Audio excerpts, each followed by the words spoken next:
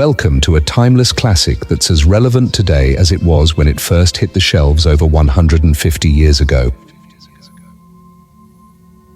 The Art of Money. Getting by P.T Barnum, the legendary showman, entrepreneur, and master of self-promotion, offers you a masterclass in the art of financial success. Whether you're striving to build your wealth, grow your career, or simply learn the principles of smart money management, Barnum's insights are as sharp and powerful as ever. Packed with practical advice, witty anecdotes, and a no-nonsense approach to success, this audiobook will challenge, inspire, and equip you with the tools you need to start building your own fortune, just like the man who turned a small circus into a global empire. So sit back, relax, and get ready to discover the secrets behind making money the Barnum way. Let's dive into the art of money getting. Art of money getting. In the United States, where we have more land than people, it is not at all difficult for persons in good health to make money. In this comparatively new field, there are so many avenues of success open, so many vocations which are not crowded, that any person of either sex who is willing, at least for the time being, to engage in any respectable occupation that offers may find lucrative employment. Those who really desire to attain an independence have only to set their minds upon it and adopt the proper means, as they do in regard to any other object which they wish to accomplish, and the thing is easily done. But however easy it may be found to make money, I have no doubt many of my hearers will agree it is the most difficult thing in the world to keep it. The road to wealth is, as Dr. Franklin truly says, as plain as the road to the mill. It consists simply in expending less than we earn. That seems to be a very simple problem. Mr. Micawber, one of those happy creations of the genial Dickens, puts the case in a strong light when he says that to have an income of £20 per annum and spend £20.06 is to be the most miserable of men, whereas to have an income of only £20 and spend but £19.06 is to be the happiest of mortals. Many of my readers may say, "We understand this. This is economy, and we know economy is wealth. We know we can't eat our cake and keep it also." Yet I beg to say that perhaps more cases of failure arise from mistakes on this point than almost any other. The fact is, many people think they understand economy when they really do not. True economy is misapprehended, and people go through life without properly comprehending what that principle is. One says, "I have an income of so much, and here is my neighbor who has the same. Yet every year he gets something ahead and I fall short. Why is it? I know all about economy." He thinks he does, but he does not. There are many who think that economy consists in saving cheese pairings and candle ends, in cutting off 2 pence from the laundress bill, and doing all sorts of little mean dirty things. Economy is not meanness. The misfortune is also that this class of persons let their economy apply in only one direction. They fancy they are so wonderfully economical in saving a halfpenny where they ought to spend 2 pence, that they think they can afford to squander in other directions. A few years ago, before kerosene oil was discovered or thought of, one might stop overnight at almost any farmer's house in the agricultural districts and get a very good supper. But after supper he might attempt to read in the sitting room and would find it impossible with the inefficient light of one candle. The hostess, seeing his dilemma, would say, "It is rather difficult to read here evenings. The proverb says you must have a ship at sea in order to be able to burn 2 candles at once. We never have an extra candle except on extra occasions." These extra occasions occur perhaps twice a year. In this way, the good woman saves $5, $6, or $10 in that time. But the information which might be derived from having the extra light would of course far outweigh a ton of candles. But the trouble does not end here. Feeling that she is so economical in tallow candles, she thinks she can afford to go frequently to the village and spend $20 or $30 for ribbons and furbelows, many of which are not necessary. This false economy may frequently be seen in men of business, and in those instances it often runs to writing paper. You find good businessmen who save all the old envelopes and scraps and would not tear a new sheet of paper, if they could avoid it, for the world. This is all very well. They may in this way save $5 or $10 a year, but being so economical, only in note paper, they think they can afford to waste time, to have expensive parties, and to drive their carriages. This is an illustration of Dr. Franklin's saving at the spigot and wasting at the bunghole, penny wise and pound foolish. Punch, in speaking of this one-idea class of people, says they are like the man who bought a penny herring for his family's dinner and then hired a coach and 4 to take it home. I never knew a man to succeed by practicing this kind of economy. True economy consists in always making the income exceed the outgo. Wear the old clothes a little longer if necessary, dispense with the new pair of gloves, mend the old dress, live on plainer food if need be, so that under all circumstances, unless some unforeseen accident occurs, there will be a margin in favor of the income. A penny here and a dollar there, placed at interest, goes on accumulating, and in this way the desired result is attained. It requires some training perhaps to accomplish this economy, but when once used to it, you will find there is more satisfaction in rational saving than in irrational spending. Here is a recipe which I recommend. I have found it to work an excellent cure for extravagance, and especially for mistaken economy. When you find that you have no surplus at the end of the year, and yet have a good income, I advise you to take a few sheets of paper and form them into a book and mark down every item of expenditure. Post it every day or week in 2 columns, one headed necessaries or even comforts, and the other headed luxuries, and you will find that the latter column will be double, treble, and frequently 10 times greater than the former. The real comforts of life cost but a small portion of what most of us can earn. Dr. Franklin says, "It is the eyes of others and not our own eyes which ruin us. If all the world were blind except myself, I should not care for fine clothes or furniture." It is the fear of what Mrs. Grundy may say that keeps the noses of many worthy families to the grindstone. In America, many persons like to repeat, "We are all free and equal," but it is a great mistake in more senses than one dot. That we are born free and equal is a glorious truth in one sense, yet we are not all born equally rich, and we never shall be. One may say, there is a man who has an income of $50,000 per annum, while I have but $1,000. I knew that fellow when he was poor like myself. Now he is rich and thinks he is better than I am. I will show him that I am as good as he is. I will go and buy a horse and buggy. No, I cannot do that, but I will go and hire one and ride this afternoon on the same road that he does, and thus prove to him that I am as good as he is. My friend, you need not take that trouble. You can easily prove that you are as good as he is. You have only to behave as well as he does, but you cannot make anybody believe that you are rich as he is.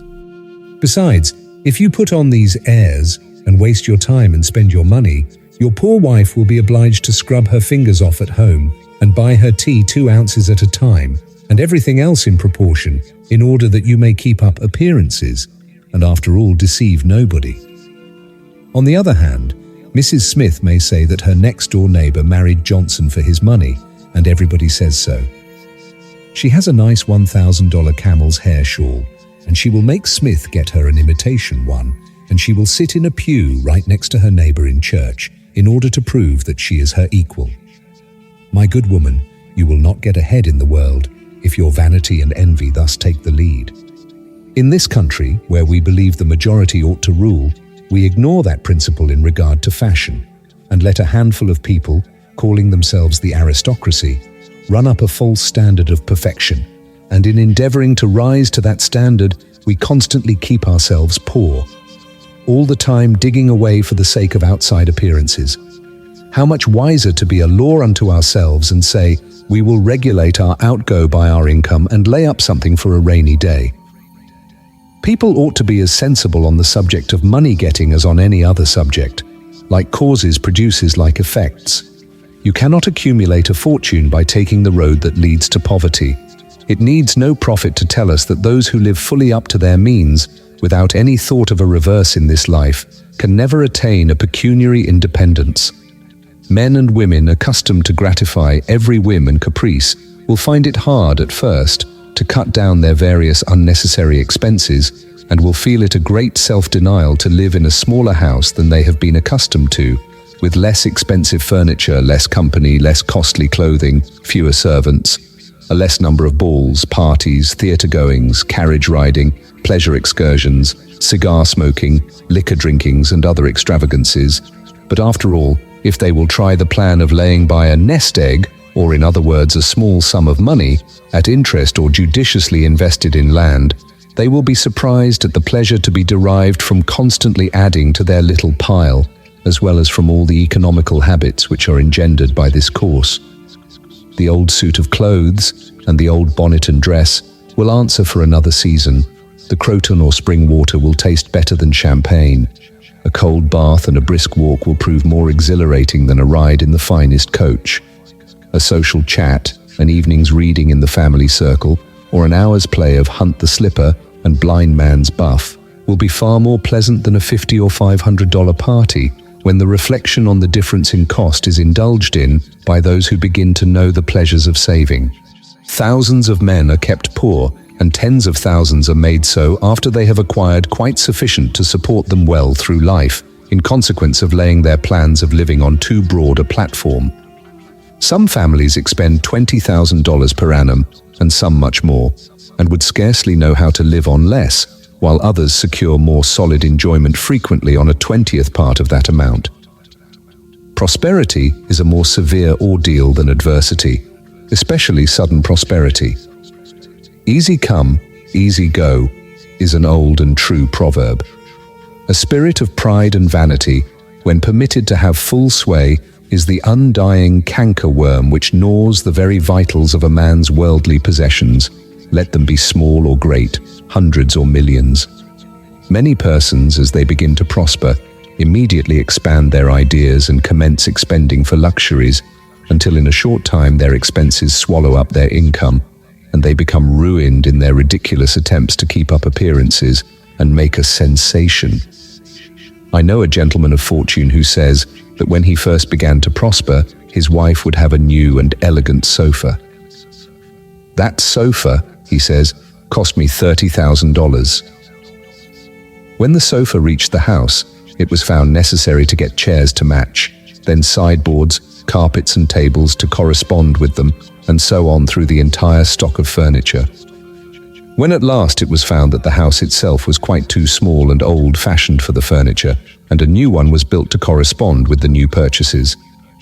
Thus, added my friend, summing up an outlay of $30,000 caused by that single sofa and saddling on me in the shape of servants, equipage, and the necessary expenses attendant upon keeping up a fine establishment, a yearly outlay of $11,000 and a tight pinch at that, whereas 10 years ago we lived with much more real comfort, because with much less care, on as many hundreds. The truth is, he continued, that sofa would have brought me to inevitable bankruptcy had not a most unexampled tide of prosperity kept me above it, and had I not checked the natural desire to cut a dash. The foundation of success in life is good health. That is the substratum of fortune. It is also the basis of happiness. A person cannot accumulate a fortune very well when he is sick. He has no ambition, no incentive, no force. Of course, there are those who have bad health and cannot help it. You cannot expect that such persons can accumulate wealth. But there are a great many in poor health who need not be so. If, then, sound health is the foundation of success and happiness in life, how important it is that we should study the laws of health, which is but another expression for the laws of nature. The closer we keep to the laws of nature, the nearer we are to good health. And yet how many persons there are who pay no attention to natural laws, but absolutely transgress them, even against their own natural inclination. We ought to know that the sin of ignorance is never winked at in regard to the violation of nature's laws. Their infraction always brings the penalty. A child may thrust its finger into the flames without knowing it will burn, and so suffers. Repentance even will not stop the smart. Many of our ancestors knew very little about the principle of ventilation.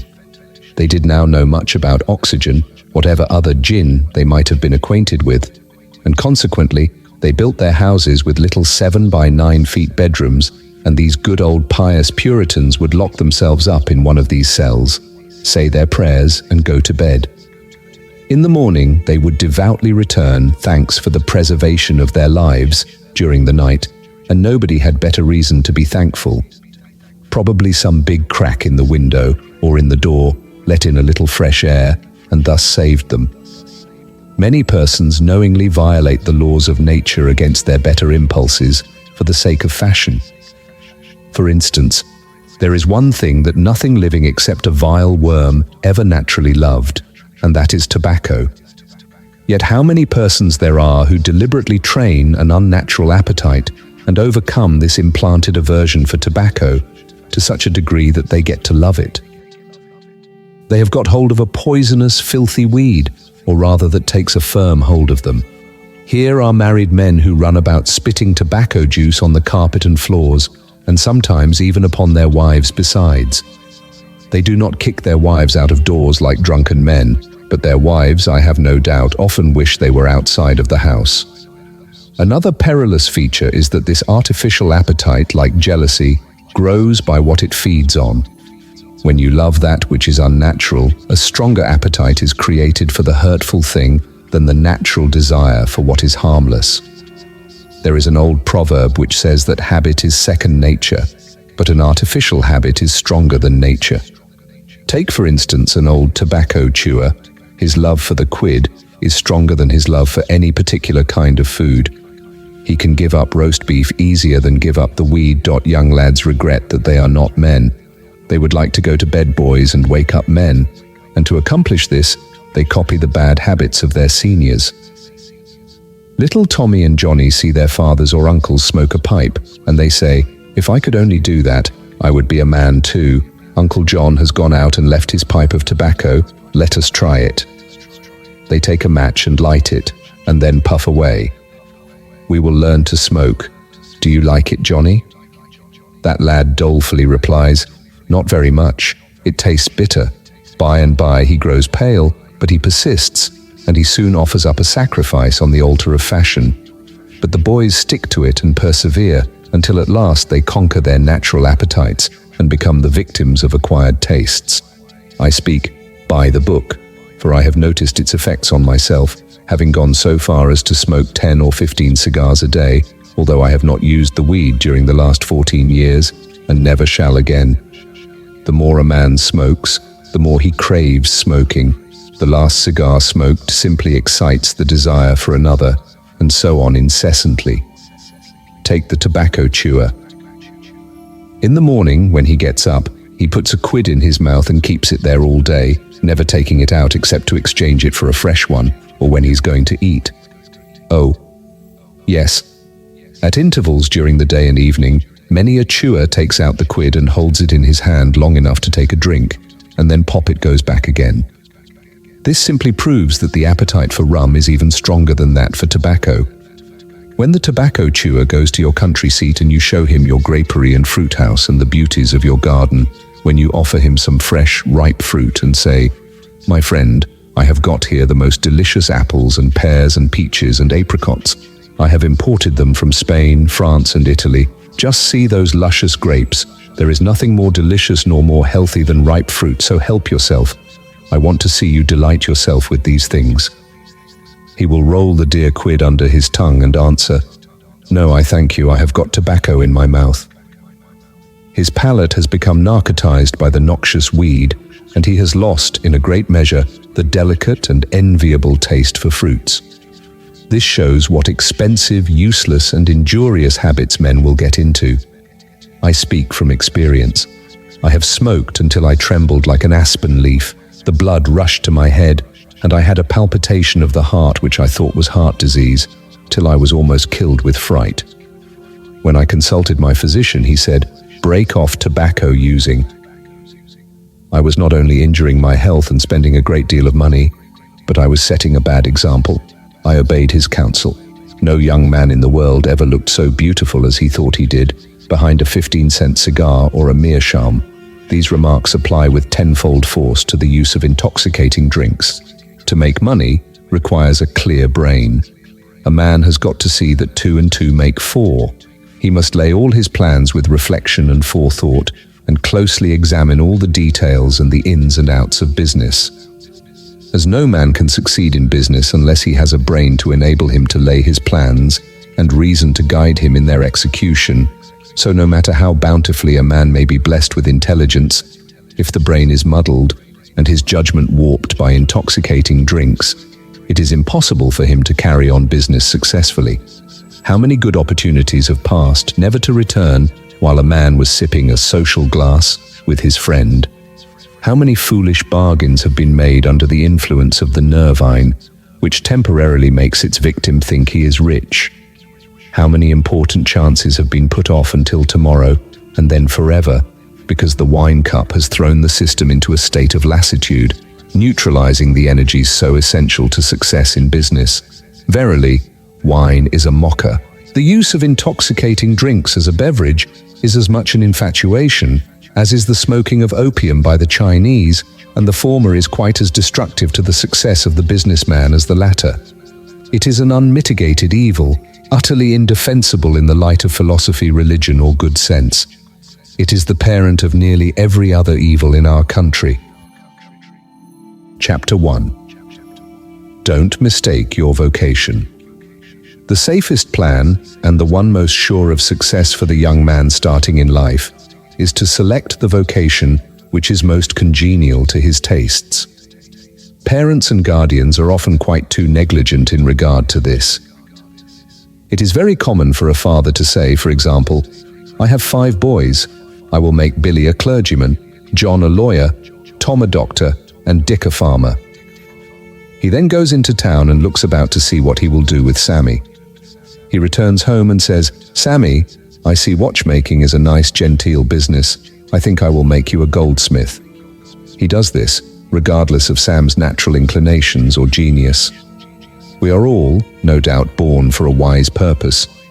There is as much diversity in our brains as in our countenances. Some are born natural mechanics, while some have great aversion to machinery. Let a dozen boys of 10 years get together, and you will soon observe 2 or 3 are whittling out some ingenious device, working with locks or complicated machinery. When they were but 5 years old, their father could find no toy to please them like a puzzle. They are natural mechanics, but the other 8 or 9 boys have different aptitudes. I belong to the latter class. I never had the slightest love for mechanism. On the contrary, I have a sort of abhorrence for complicated machinery. I never had ingenuity enough to whittle a cider tap so it would not leak. I never could make a pen that I could write with, or understand the principle of a steam engine. If a man was to take such a boy as I was, and attempt to make a watchmaker of him, the boy might, after an apprenticeship of 5 or 7 years, be able to take apart and put together a watch. But all through life, he would be working uphill and seizing every excuse for leaving his work and idling away his time. Watchmaking is repulsive to him. Unless a man enters upon the vocation intended for him by nature and best suited to his peculiar genius, he cannot succeed. I am glad to believe that the majority of persons do find their right vocation, yet we see many who have mistaken their calling, from the blacksmith up or down to the clergyman. You will see, for instance, that extraordinary linguist, the learned blacksmith, who ought to have been a teacher of languages, and you may have seen lawyers, doctors, and clergymen who were better fitted by nature for the anvil or the lapstone. Chapter 2. Select the right location. After securing the right vocation, you must be careful to select the proper location. You may have been cut out for a hotel keeper, and they say it requires a genius to know how to keep a hotel. You might conduct a hotel like clockwork and provide satisfactorily for 500 guests every day. Yet, if you should locate your house in a small village where there is no railroad communication or public travel, the location would be your ruin. It is equally important that you do not commence business where there are already enough to meet all demands in the same occupation. I remember a case which illustrates this subject. When I was in London in 1858, I was passing down Holborn with an English friend and came to the penny shows. They had immense cartoons outside, portraying the wonderful curiosities to be seen, all for a penny. Being a little in the show line myself, I said, "Let us go in here." We soon found ourselves in the presence of the illustrious showman, and he proved to be the sharpest man in that line I had ever met. He told us some extraordinary stories in reference to his bearded ladies, his albinos, and his armadillos, which we could hardly believe, but thought it better to believe it than look after the proof. He finally begged to call our attention to some wax statuary and showed us a lot of the dirtiest and filthiest wax figures imaginable.